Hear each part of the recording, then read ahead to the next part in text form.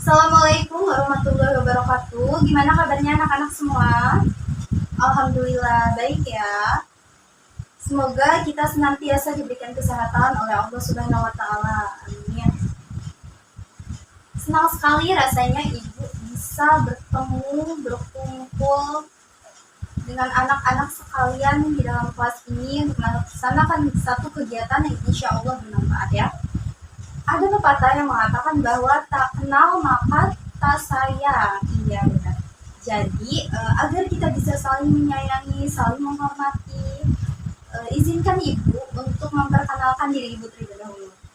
Perkenalkan, nama Ibu Elvira Putri Ningrum dari jurusan Bimbingan dan Konseling Universitas Indraprasta PGRI. Ya baik, anak-anak sekalian, jadi pada hari ini kita akan melaksanakan satu layanan BK, layanan bimbingan konseling, yaitu layanan informasi yang berguna untuk membekali peserta didik, yaitu kalian semua, dari berbagai hal yang berguna untuk menambah pengetahuan dan pemahaman, untuk mengembangkan potensi diri, mengembangkan diri anak-anak sekalian ya.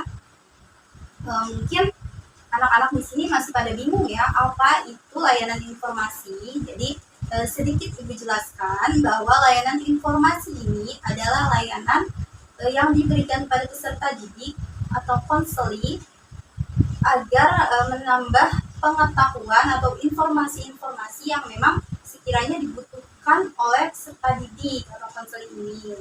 Adapun topik yang akan dibahas pada layanan informasi kali ini yaitu mengenai pengembangan potensi diri. Jadi apa sih potensi diri itu dan kenapa sih kita harus mengembangkan potensi yang ada di dalam diri kita sendiri? Gimana caranya untuk mengembangkan potensi tersebut? Ya, Ibu kasih ilustrasi di sini. Jadi ada dua orang, sebut saja si A dengan si B ya. Jadi keduanya ini sama-sama memiliki potensi di bidang kepenulisan, sama-sama bisa bikin cerita, bisa bikin puisi dan lain sebagainya ya, yang berhubungan dengan penulisan. Nah, si A ini dia itu mengembangkan potensi yang dia miliki dengan cara mengikuti seminar penulisan, dengan cara mengikuti event-event menulis bersama, dan dengan cara mengikuti lomba-lomba dan sebagainya. Dia juga berusaha untuk menyusun naskah agar bisa diterbitkan, hingga pada suatu saat si A ini berhasil menerbitkan satu buku hasil karyanya sendiri. Sedangkan si B ini dia juga sama, memiliki potensi dalam bidang kepenulisan. Dia bisa bikin cerita, puisi, sama seperti si A yang tadi ya. Namun si B ini tidak berusaha untuk mengembangkan potensi yang ada di dalam dirinya.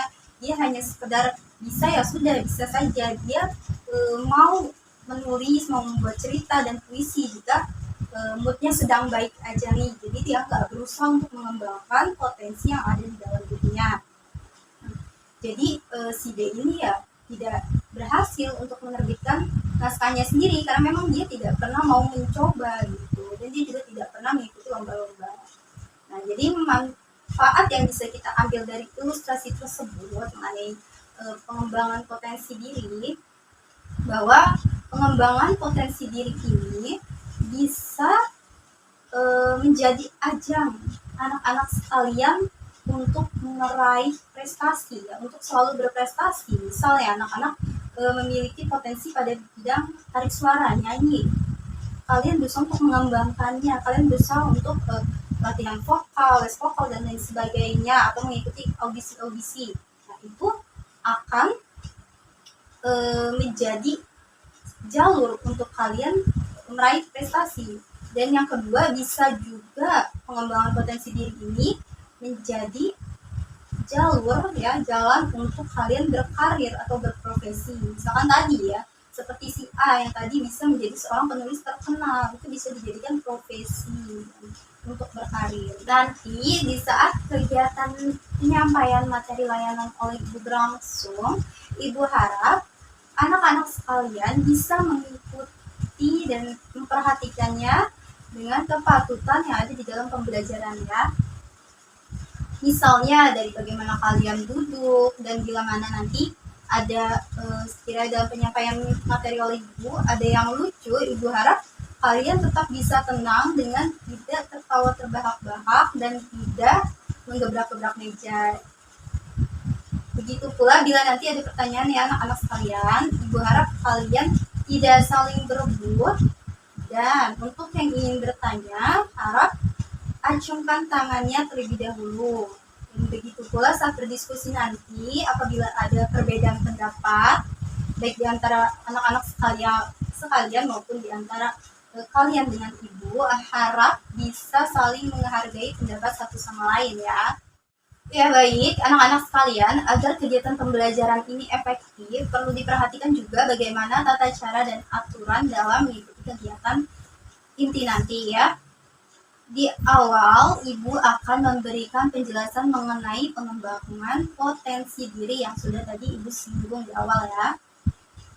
Dan nanti anak-anak sekalian, ibu izinkan berdiskusi mengenai video yang nanti akan ibu tayangkan. Kalian boleh berdiskusi tetapi dengan teman sebangkunya saja ya, dan tidak boleh berisik.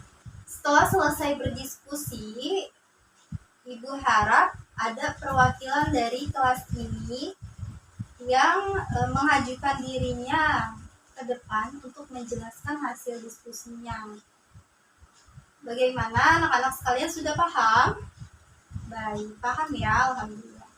Ya baik anak-anak sekalian, sebelum memulai pembelajaran pada hari ini, alangkah baiknya kita berdoa terlebih dahulu agar diberikan kelancaran dan kemudahan pada proses pembelajaran pada hari ini ya.